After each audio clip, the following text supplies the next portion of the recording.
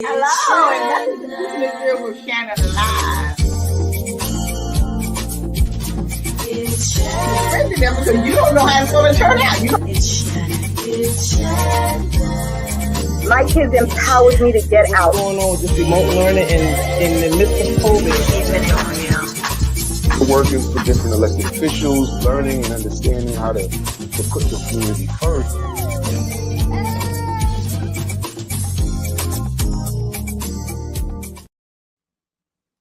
Hello, and welcome to Keeping It Real with Shannon. Thank you for joining us tonight. And hello there, my co-host, Dr. Vanessa. How you doing? Hey, Lottie. I'm great. I'm excited. Look, I can't wait. Hurry up and get that introduction over because Absolutely. Stand by for our special guest tonight. His name is Mr. Bobby Love. He's from North Carolina. He is married with 4 children. Him and his lovely wife, Cheryl, lives between New York and Atlanta. Please stay tuned for his journey. Let's welcome my guest tonight, Mr. Bobby Love. Hello. Welcome to the show, Mr. Love. I tell you, I couldn't wait for tonight to talk to you. I want to thank LaRose for introducing me to you. She goes to your church. They go to church together. And She was telling me, you have to meet the deacon at my church and hear about his story. So when she told me about the story, I was like, yes. Ask him, could he come on our show, right? So we're just so excited to have you joining us tonight because your story is like no other story. I tell you, a story of faith, family, and justice. I tell you, I can't wait for you to tell the people about the story. So what I want to start off with, you tell us the beginning of how this all became about, because I know you was arrested. I think it was for armed robbery, and then you went to prison. So let's take it from there. Okay, back. I know you were doing. You can tell us about some of the little stuff you were doing before they actually, you got sent prison the last time. Okay, the last time I got to prison, I was arrested for escape. They came in, the cops, FBI. It was back in 2015. It came in like, oh boy, it was very shocking, and my wife was very scared. And they took me out that day and told me I was arrested for the escape of 1977. Well, take us back to 1977 when you first got in trouble in North Carolina before you escaped. What happened then that brings us up to that point? There was 4 of us, and we would come down to North Carolina and do robberies. We were robbing banks and credit unions. So we got arrested in 1971, and from there we went to prison, myself and 3 other co-defendants. So I think that then one day you was leaving, I think you said it was moving you to another place. Mm-hmm. Okay, after being in prison for so long, and I worked in the hospital, I worked in the canteen, I worked in the kitchen, and then they moved me to the road, going out there cleaning up and picking paper up and cutting grass and things like that. I felt like I was done wrong by even being sent out there. So that's when I started to look around and think about doing something else. And like leaving. Before you continue, not interrupt you, but how many years did they give you for just armed robbery? They gave us 25 to 30 years. Oh, 25 to 30 years. And yes, how many years you served? I served 6. You made that decision. I served 6. He figured 6 years was too long.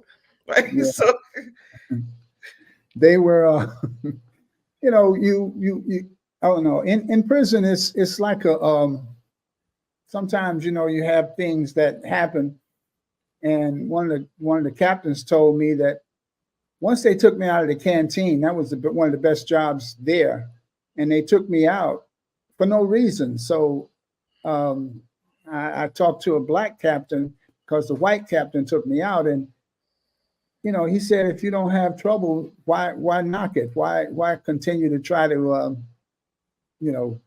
go back or try to get that job back, and just be happy that nothing else happened from this. Mm-hmm. And that's when they sent me out to the road, and I said that wasn't right. Right. So what happened then when they sent you out to the road? Well, it was getting cold out there, so they gave me a coat. So they gave me a big coat to wear out there while I work on the road. This was in late October.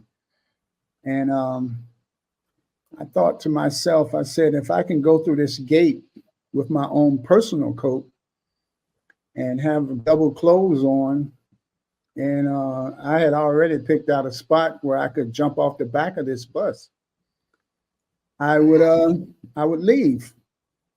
So I did a test run with the coat that they gave me by putting it in a big bag. So I put it in a big bag, went through the gate. Nobody stopped me. Nobody said to me, you can't come through here with this coat on. And okay. So I said, okay. And it was like, now I'm setting up a day that I'm going to actually do this. I had a little bit of money. I had been saving my personal money that I get, $5 a week. And I had some money from just keeping me some money. And finally, last that day come, and I jumped off the back of the bus and ran to the woods. Took off the clothes that was on the top, and I put on the leather coat that I had in the bag, and then it was on to try to get to the bus station in Raleigh. Wow. Wow, that is a journey, right? And I know from that journey, brought you to New York. 40 years since you're in New York. So how was that? Okay, I had been to New York many a time shopping and stuff like that as I grew up in Washington, D.C. So I had some history with New York. So my thing was to get to New York and just blend in. I made an oath that I was not going to get in any kind of trouble. So when I got to New York, the first thing I did was went over and on 42nd Street. 42nd Street was a lot different back then. They had all the peep shows and a lot of stuff going on. I called it sex, drugs, and rock and roll back then. And I just blend in with that environment, that group, and I just walked around 42nd Street. I would come down and get me a hot dog or get me a soda. And I stayed in a little flea bag of a hotel one night for $8. And I said, no, I'm not doing that no more. So I would ride the subway. And I would sleep in some of the subway stations that were warm at that time. Yes, I would. Really? What? But once you got to New York, when did you decide that was going to be your life? When did you decide that you wasn't going to go back? When did you decide that you were going to change your name and become someone else? Well, my name was changed that night that I got on the bus. A girl asked me on the bus she rode to Philadelphia. I rode on to New York. But she asked me my name. She was a nice looking young lady. And she said to me, she said, she had a situation where a guy that she had met came down to North Carolina, and he had lied to her about his living quarters, that he had his own apartment and all that stuff, but he didn't. So she stayed down there the weekend with her mother, his mother, and a sister that had a baby, and they was in a little cramped apartment. She said, I'm going back to New York. Going back to Philadelphia. And that's what she did. So we talked a little bit, mostly she talked, explaining her story to me. And I just listened, and I was just glad when she got off in Pennsylvania. I could concentrate on myself, thinking ahead as to what I'm going to do and how I'm going to do it. So wait a minute. So she gave you the name Bobby? No, she asked me my name, and I said Bobby. Oh, so you just said Bobby? Yeah, I just said Bobby. Well, why Bobby? Why Bobby? Okay, I knew a young man that his father was a man that I knew. I lived in his house, and he was actually born out of wedlock to not to his wife, but another lady. So I thought about just taking his name and you know, I'm not sure, but I thought and I found out later that he was still alive. I knew his brother had passed, but I thought he had passed instead of the brother. So I was my thoughts were to take his name. Wow. And love. So that was just an attachment on that just came to you because you were looking for love? Well, Bobby Love was I don't know, it was I always liked it. It's a good name. It's a good ring. There was a basketball player that played for the Chicago Bulls named Bobby Love. Bob Love. Okay. And so I thought about him, but I like the name Bobby Love, yes. So how long did you ride the subway back and forth and stuff before you really found some place, that was decent to live? Did you end up was able to get a job? No one questioned you anything. You was able to get a job? Okay, a lady. I went to in walking around New York at this time, I walked into different places. Okay, I saw a Social Security office. So I walked in there and applied for a Social Security card in the name Bobby Love. There was a black lady that worked there at that time. And I told her, and she looked on my application after I filled it out. I gave her the address in Washington, D.C., where I last lived. She said, "Oh, we're going to send your card here?" She said, "To Washington, D.C.? I said, "Yeah, I'll go down there and get it once you send it." She said, "No, I'll give you your card today." I said, "Okay." So that right there was a big help when she gave me this Social Security card. Well, wait, you didn't need any identification? You got a card the same day? Yes, I got a card the same day. I had no ID. And you have to have something to get a job and things like that. So she gave me the card and I was on my way. Okay, my next stop was I went to a couple of homeless shelters, but I looked around in that homeless shelters and I said, I'm not standing in here. So there was a flyer that they had advertising jobs at the Concord where they made the movie Dirty Dancing. Right. So the next day they was taking a busload of people up there to work. So I said I would go, and I got on that bus the next evening and we drove all the way up there in a bus. It must have been about 12 to 20 of us, going up there. Myself, a couple of white guys, a couple of Spanish people, some more blacks. I'm gonna have to cut you right quick, Mr. Love. We're gonna take a quick break and we're gonna come right back. Okay? All right. All right. We'll be right back. It's Shannon. It's Shannon. What's more dangerous? A man who isn't afraid of death or one who's found everything to live for? I asked him if he was proud of me. He emphatically said yes, as he laid his pecan-colored head on my chest, and I went through my mind 1,000 times to figure out what that could possibly mean, and every single example ended in motivation for me. So you may not be afraid to die, but I'm more afraid to let them down. And I found something to live for, which is a dangerous motive forever fueled. See, your thoughts may be involuntary, but my actions are very calculated. I was a man with a plan, but now I'm a dad with a decree, and you can't take that from me. My sons ain't raised by no coward, and they won't be one either. If this be the measure of a man, the yardstick gonna need way more meters. I take it too far, so they never come up short, because I found everything to live for.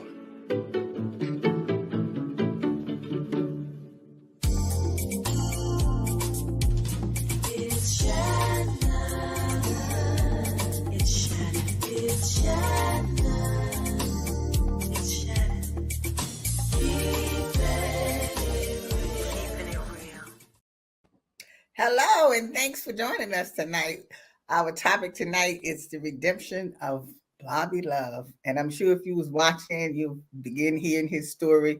And we want to continue hearing this fabulous story. Mr. Bobby Love, you was telling us how you got off the train to start your regular life? Yes. So I go to up to the Concord, and I'm just up there, and my job was to just wash dishes. I said, give me anything. But the big thing was that I would be living there as I worked, and they would take it out of your pay, your living quarters, and I would eat free and those kind of things. So I went up there, and as I went there, I worked 3 days the first night I got there. I worked the next 3 days I worked. Then it was like they said you don't have a schedule. So I look on the schedule, I'm working one day. I would look at the schedule again, I'm working 2 days. And that went on until about late December, I would say. And so after that, I said, after Christmas, I said, man, I'm leaving here. I'm going back down to the city. They're not letting me work enough to make any money. I did the good thing about it, I just lived free as far as, I had a room over there. They had a big old rooming house, and we lived in this rooming house, and I was supposed to have a roommate, but he never showed up. So you had the room by your basically by myself. Yeah.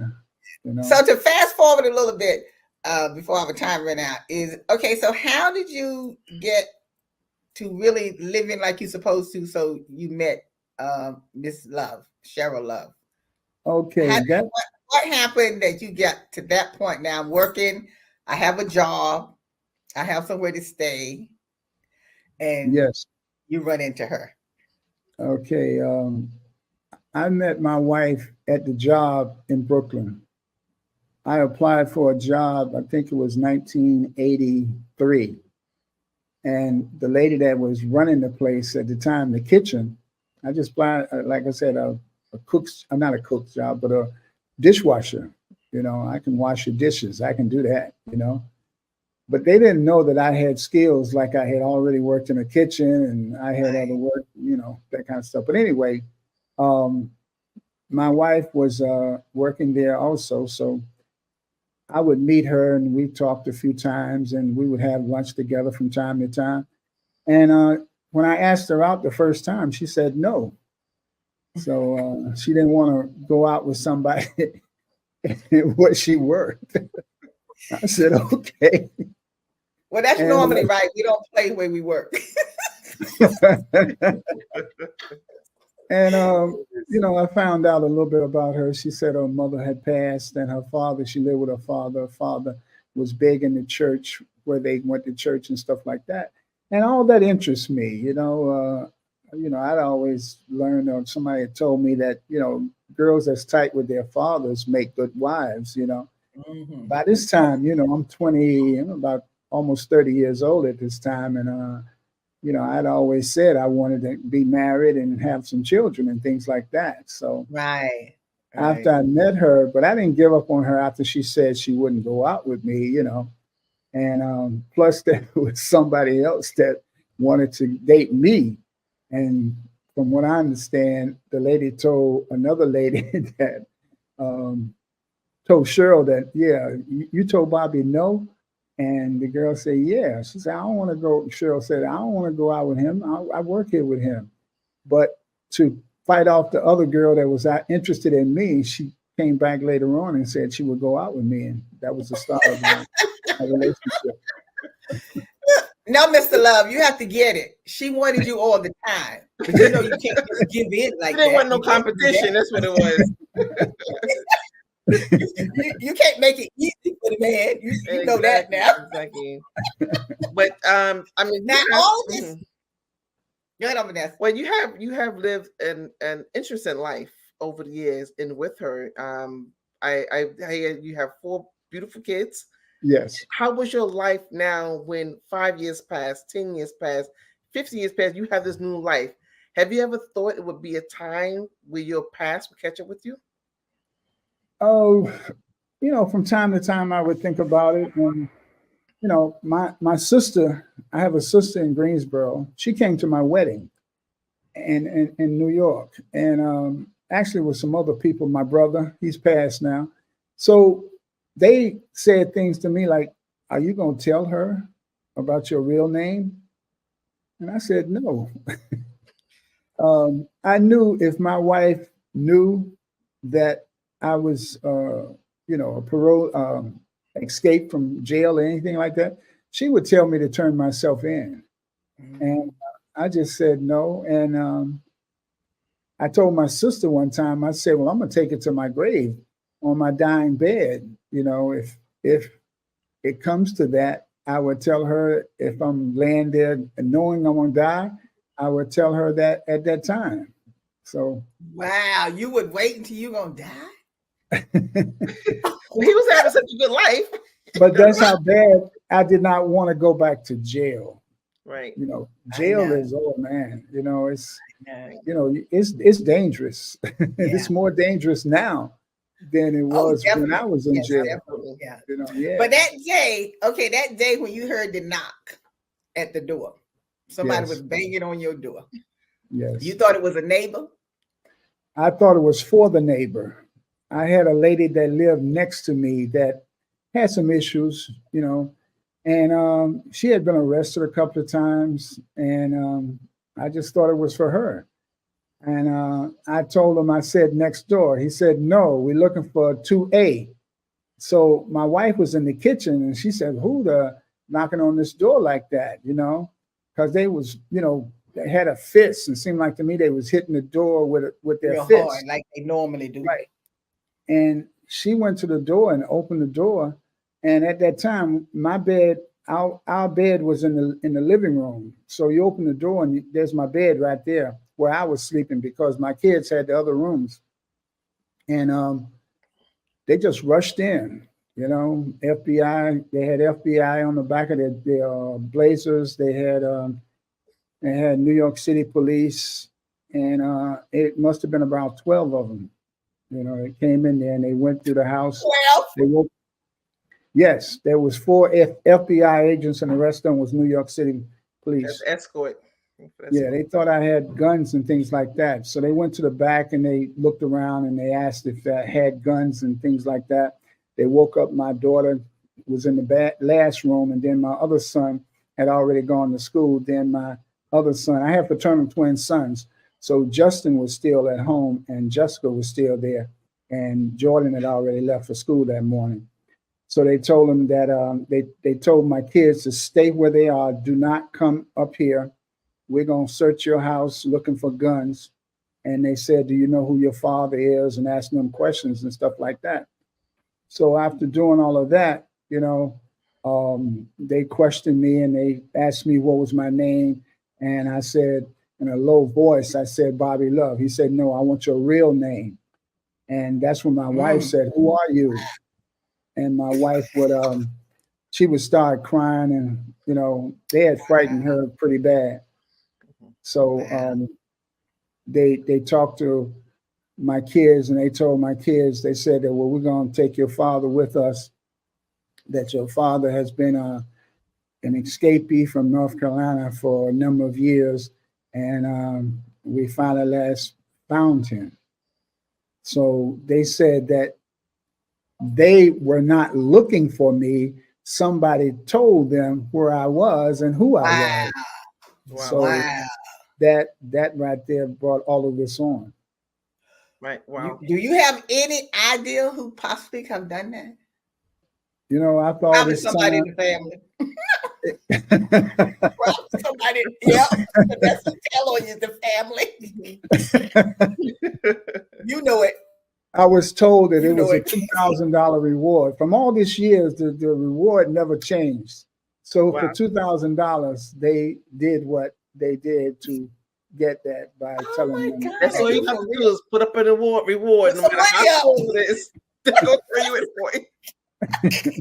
That person after they arrested you and everything, so they took you. I know you spent some time here in Rikers, and then you made the decision that you wanted to go back to North Carolina. Yeah, they took me out and they told me they wouldn't handcuff me in front of my children. So they took me out and they handcuffed me on the ledge as we were going down. And actually, the cops started talking to me about, after they found out who I was and everything that was involved, they said, man, you have lived a great life, that you should write a book. But little did they know that I had already started writing a book when I first met my wife. And I used to put the pages up in the top of my closet, and my wife would go up there and read it. But she couldn't understand it because the way I started about coming to New York, and I had the song "Living for the City" by Stevie Wonder. So one day she said to me, she said, "What is that about?" I said, "I told you not to bother that," but she went up there anyway. Oh my God. Well, so that we know before the show ends, this part of the show, we're coming back to finish up, but to know that, after you went back to North Carolina and everything, you stayed there for another couple of months, almost a year in jail, but you eventually was brought up before the judge again, and they finally released you. Okay. As I went back to North Carolina, I was at Central Prison. Central Prison was all new now. It was it wasn't like when I was there before. So now, and I'm a deacon in my church, and my life now is great as far as I'm concerned. With my children, everything was good. My two sons had graduated high school. My daughter was down. No, she wasn't down here yet. She was down here yet in her own house. Now this is a house that we have bought together. So I would, I would give everything up to God. My life now is about God and praying. Well, we certainly, when we look over what you have said, we know it was only God. Yes. But we have to wrap up this part of the show. And so we want to thank you for joining us, today to tell your story. And we want to thank everyone for watching. You can continue to watch us finish the show. You can go to Facebook or YouTube and type in "Keeping It Real with Shannon," and you can see the rest of the story as he's finished telling the story. But for now, this is the end of the show. So we want to thank you for joining us tonight. And as always, we'll see you next time. All right. Thank you. Today's show is sponsored by Abu's Bakery. If you have a sweet tooth, stop by Abu's Bakery for some delicious cakes and pies. Would you like beautiful pictures for your home or your office? Then stop by Faith Art Gallery. They have a large selection of pictures from around the world. It's Shannon. It's Shannon.